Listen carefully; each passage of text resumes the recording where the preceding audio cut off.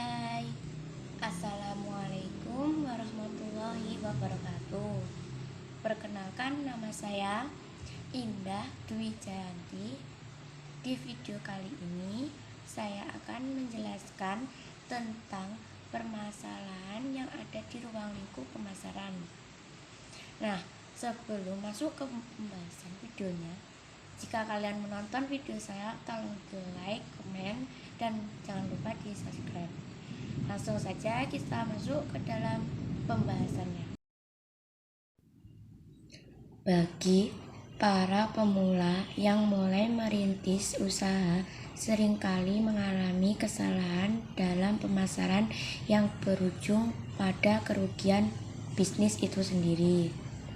Dalam bisnis, setiap pengusaha harus memiliki strategi dalam menjalankan kegiatan marketing mereka.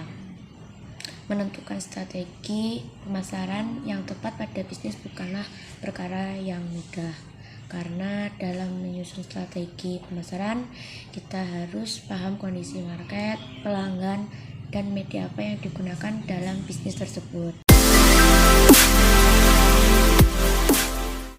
Yang pertama adalah timing atau pemilihan waktu. Kesalahan dalam pemasaran pertama adalah dalam hal pemilihan waktu atau yang biasa disebut dengan timing. Timing yang tepat akan memberikan hasil yang signifikan. Jadi, timing itu sangat penting dalam bisnis maupun pemasaran. Yang kedua adalah pesan iklan yang tidak sampai pada konsumen. Bisa dikatakan iklan adalah materi yang sangat penting untuk menarik pembeli. Konsumen tidak akan tahu produk Anda jika mereka tidak tertarik dengan iklan Anda. Iklan yang menggunakan simbol-simbol tertentu atau bahasa yang kurang dipahami menyebabkan pesan iklan tidak dipahami oleh konsumen yang memiliki latar belakang ekonomi, sosial, ataupun pendidikan yang beragam. Kemudian yang ketiga adalah cara promosi yang kurang tepat. Kegiatan promosi bisa dikatakan sebagai trik yang sangat ampuh dalam memasarkan produk, karena kita akan langsung mengetahui respon konsumen atas produk yang kita tawarkan.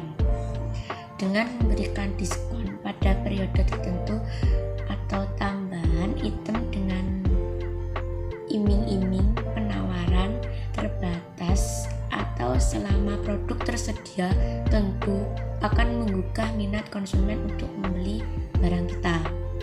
Namun ada faktor lain yang perlu dipertimbangkan. Seringkali dijumpai adanya pemaksaan dalam promosi. Bisa jadi dari petugas yang melakukan promosi yang terus mengejar konsumen agar membeli produknya itu setelah mendapatkan tester atau sampel produk. Yang keempat, data yang tidak diupdate. Tanpa memiliki data yang akurat terkait dengan kondisi perilaku pembeli, rata-rata pendapatan, dan karakter lainnya, maka aktivitas marketing tersebut kurang berjalan dengan baik. Data yang tidak akurat tentu saja akan memengaruhi keputusan yang akan diambil. Ada baiknya melakukan verifikasi ke bisnis tersebut dengan mencocokkan data yang ada. Dengan demikian akan diketahui secara pasti kondisi bisnis tersebut. Nah, kemudian yang kelima, hanya mengandalkan satu media untuk beriklan. Konsumen menerima pesan marketing tidak terhitung. Media dalam beriklan itu bermacam-macam, contohnya ada televisi, majalah, handphone, koran, dan lain sebagainya. Menempatkan iklan hanya di satu media atau mengirimkan email tidak memberikan hasil yang efektif.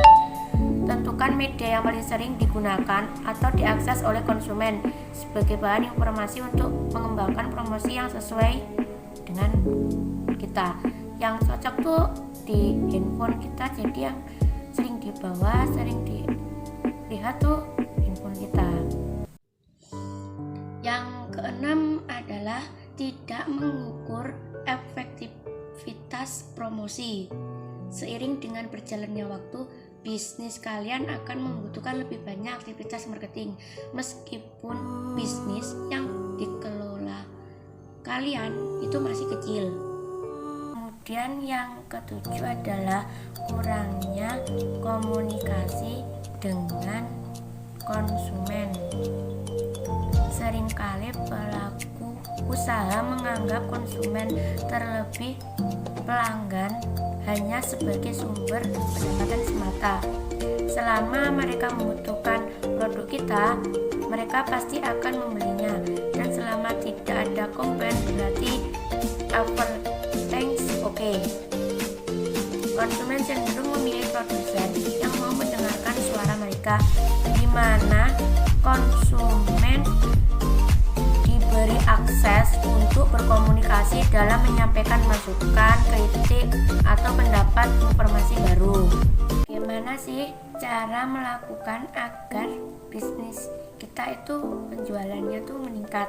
Nah, yang pertama itu ada tingkatkan kualitas produk, dan yang kedua adalah utamakan kepuasan pelanggan, dan yang ketiga lakukan promosi, yang keempat lakukan upselling, dan yang kelima terapkan strategi penjualan yang bervariasi atau bermacam-macam. Nah, itu dia pembahasan tentang permasalahan yang ada di ruang lingkup pemasaran. Saya pribadi, kalau ada kata dan kesalahan dalam berbicara, saya mohon maaf sebesar-besarnya. Terima kasih yang sudah menonton video saya. Wassalamualaikum warahmatullahi wabarakatuh.